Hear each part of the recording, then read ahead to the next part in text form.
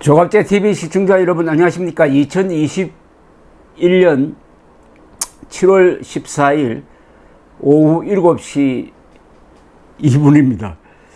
요사이 이준석, 윤석열 두 사람의 이 운동을 보고 있으면은 자꾸 본질을 피해가고 외곽에서 빙빙 돈다는 느낌을 받습니다. 이 본질은 뭡니까? 내년 3월 9일 대통령 선거 아닙니까? 선거를 핵심에 놓고 정권 교체를 위해서 모든 것을 집중하는 그런 치열함이 보이지 않고 이렇게 빙빙 돌면서 인터뷰를 하고 인터뷰도 간접화법으로 하는 경우도 많고 정작 중요한 이 경선 룰을 정한다든지 빨리 외부에 있는 사람 영입한다든지 하는 데 대해서는 별로 속도감을 내지 않고 하다가 보니까 며칠 전에는 이준석 당대표가 송영길 민주당 대표에게 완전히 당해가지고 전국민 재난지원금이라는 이 우파 보수가 절대 해서는 안 되는데 합의를 했다가 당내 반발로 또 이걸 뒤집기도 하고 이런 걸 실족이라고 그러죠. 다리를 헛디디는 걸 실족이라고 합니다. 실족 상태인데 이 윤석열 관심이 집중되고 있는 윤석열 전 총장도 보면은 계속 그 사람을 여기 누구 만나고 하면서 또 그걸 간접화법으로 메시지를 전하는 이런 식으로 하고 있습니다. 자신을 딱 드러내 가지고 정책이 이제 나올 만한데 문제는 그런 사이에 시간이 흘러가고 있다는 사실입니다. 이 정치에서 시간 놓치면은 그건 되돌릴 방법이 없습니다. 타이밍을 잘 잡아야 되고 빨리 잡아야 합니다. 그런데 과연 지금 도전자 입장인 이 국민의힘이나 윤석열 전 총장이 이렇게 한가하게 행동할 수 있는 시간이 있습니까? 처절하게 좀 싸워야 되는 것 아닙니까? 처절하게 싸운다는 것은 결국 국민의 힘으로 들어와서 모든 운동을 선거와 연결시키고 정책과 연결시키고 해서 이슈를 놓고 치열하게 싸우는 이런 자세, 오히려 이런 자세는 현재로는 그 정책이 다 엉터리지만은 이재명 경기도지사 같은 사람이 지금 정면 승부를 하고 있다고 봐야 됩니다. 말도 아닌 이야기를 꺼내놓고 그거 가지고 악착같이 싸우는 이런 모습. 그런데 윤석열 전 총장은 이 말 한 번 했다, 좋은 말 했다가 그 다음 후속이 없어요. 또 다른 데 옮겨가고 하는 이렇게 찔러보기식으로 시종을 하고 있습니다. 어제도 아마 이게 어제인 것 같은데 진보 진영 학자로 알려져 있는데 이분이 말하는 것은 뭐 진보 이런 것보다는 상당히 합리적인 말씀을 하시는 분이 최장집 고려대 명예교수인데 그분을 만나서 나눈 대화가 오늘 보도가 되었습니다. 사진과 함께. 그런데 이 대화 내용은 상당히 의미가 있습니다. 최장집 고려대 명예교수는 이른바 적폐청산 수사를 주도한 윤석열 전 검찰총장을 앞서 앉혀놓고 적폐청산을 내건 개혁의 열풍은 민주화 이전의 민주주의관이 복원되었음을 말해준다. 이건 뭐냐면 이미 민주화가 상당히 진척되었는데 아직 민주화가 이루어지지 않는 그런 전 민주화 시대 때의 그런 개념으로 적폐청산을 내걸어 가지고 이걸 개혁과 연관시킨다. 이렇게 하면은 안 된다는 이런 뜻이죠. 그러면서 최명예 교수는 윤석열 전 총장을 만난 자리에서 적폐청산을 모토로 하는 과거 청산 방식은 한국 정치와 사회의 극단적 양극화를 불러들이고 감당하기 어려운 사회 분열을 초래함으로써 개혁 프로젝트가 무엇을 지향하든 성과를 낼 수 없는 상황을 만들었다고 지적을 했습니다. 이건 정말 정확한 이야기네요. 적폐청산을 가지고 개혁하겠다고 하면은 그 적폐청산 대상으로 몰린 사람이 거기 협조해 주겠습니까? 적폐청산이라는 것은 숙청하겠다는 건데 문재인 정권이 대한민국 세력을 적폐로 지금 몰고 있으니까 문재인 정권에 대한 반응도 이렇게 거칠게 나오는 거죠. 그걸 지적한 겁니다. 이에 대해서 윤석열 전 총장은 그런 상황이 정권교체의 역사적 소명과 신념을 강화한다. 정권교체를 하지 않으면 개혁이라 말하는 개혁꾼들, 독재와 전제를 민주주의라 말하는 선동가들, 부패한 이권 카르텔이 지금보다 더 판치는 나라가 된다고 답했다고 하는데, 이거 어떻게 보면요, 유체 이탈 발언일 수도 있습니다.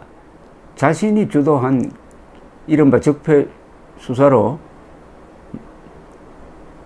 몇 사람이 목숨까지 잃고 극단적 선택도 하고 했는데, 그 부분에 대해서 지금 윤석열 전 총장이 이런 식으로 피해가는 식으로 나무 이야기 하듯이 하는 게 과연 본선에 들어가서 통할까 하는 생각도 듭니다. 이런 문제까지도 윤석열 전 총장은 정면 대응을 해야 되는데, 이런 식으로 선문답 하듯이 해가지고 과연 되겠느냐 하는, 어쨌든 윤석열 전 총장의 최근 행태가 국민들에게 실정을 좀 주는 것, 실정을 느끼게 하는 것 아니냐 하는 생각이 듭니다.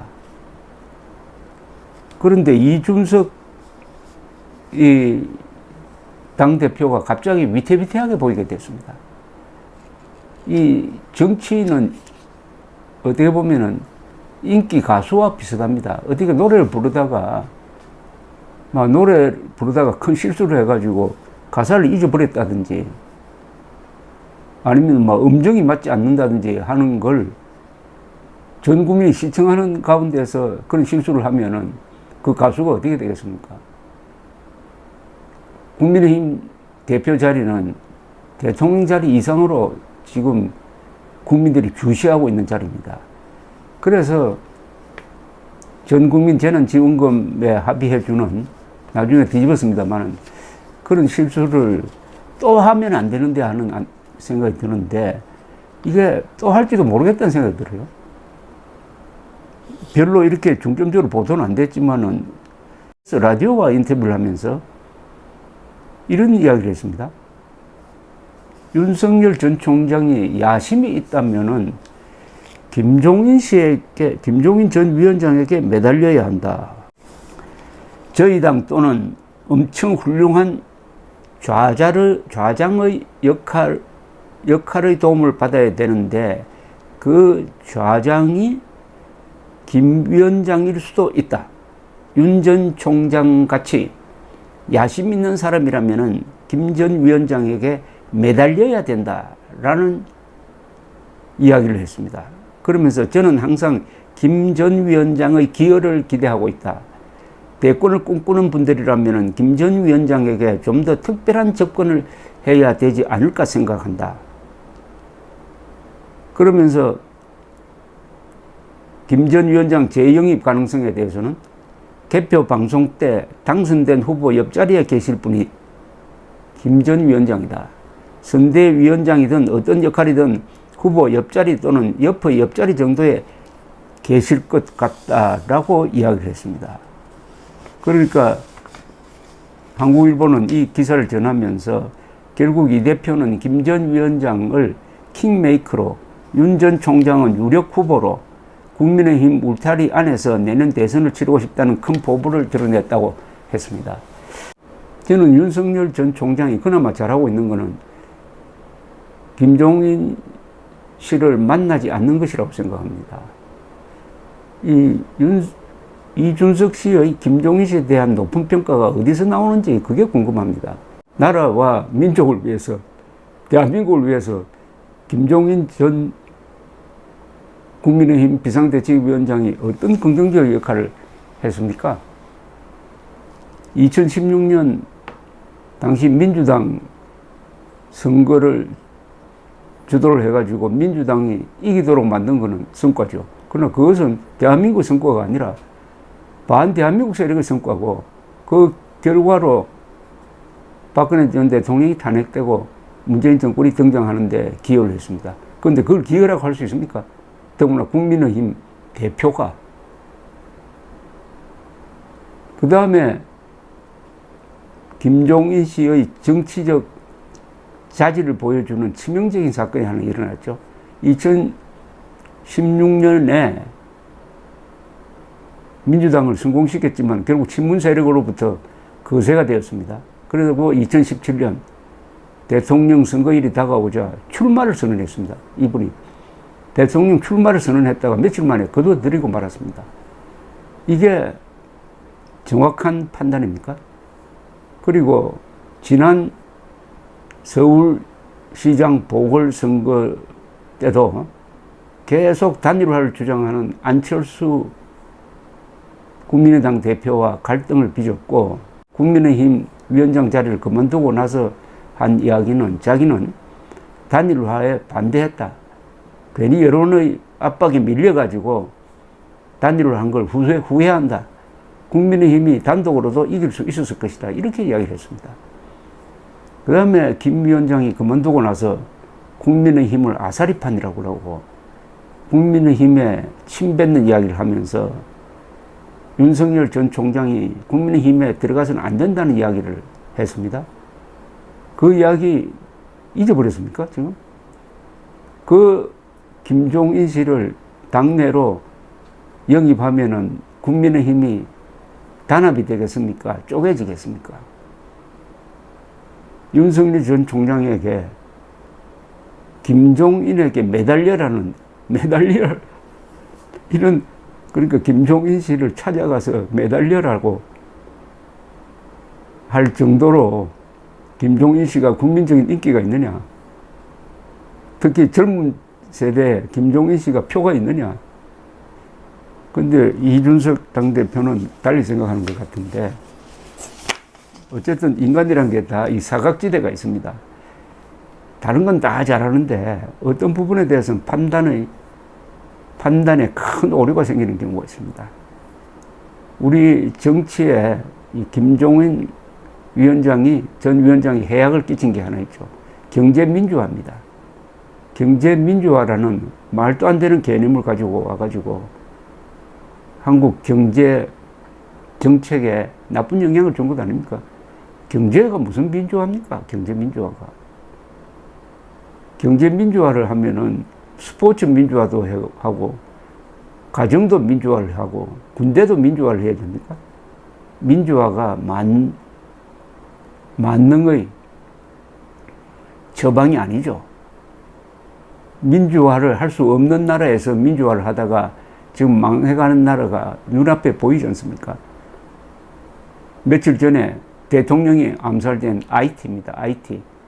IT는 1804년인가 5년인가 요 무렵에 흑인 노예들이 나폴레옹 군대를 몰아내고 공화국을 세운 나라입니다. 그러니까 남북미에서 민주주의 역사가 두 번째로 미국 다음입니다.